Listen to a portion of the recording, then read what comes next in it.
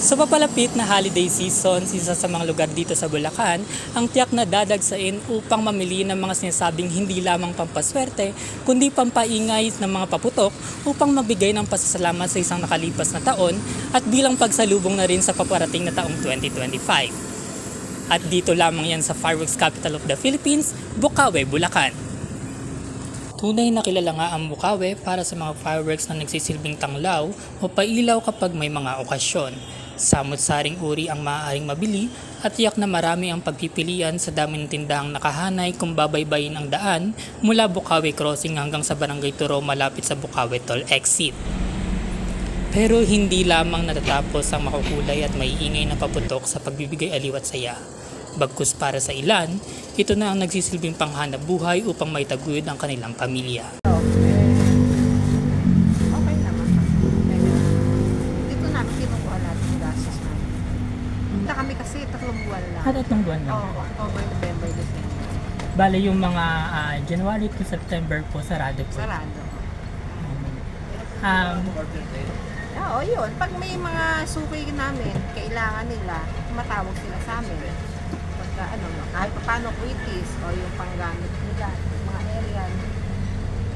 Eh, nung tag-araw, may kumuha din sa amin. Ewan ko ba sa maginamit ko. Basta may okasyon, kumukuha sila. Siyempre gusto namin, kumita talaga, di ba? Kasi, may katwiran namin sa ngayon, makabayad ng utang, makaubos, di ba? Natira ng konti, okay na. Pero sana, mas happy lahat kami. Ayon naman sa aming kinapanayam, wala namang ganoong pagbabago sa presyo ng mga paputok mula nung nakaraang taon. Although merong mga bahagyang tumaas, meron din naman mga bumaba.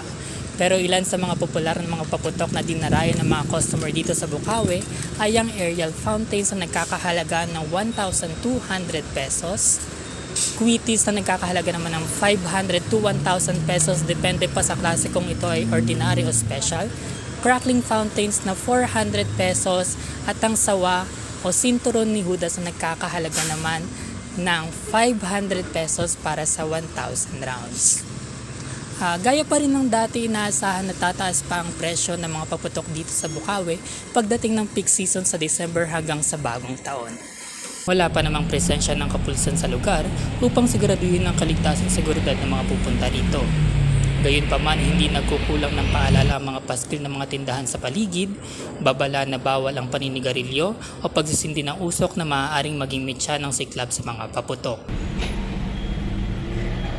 Mula rito sa Bukawe, ako si Azriel de la Cruz for We See the Truth in Every Limitless Stories, the First Year News.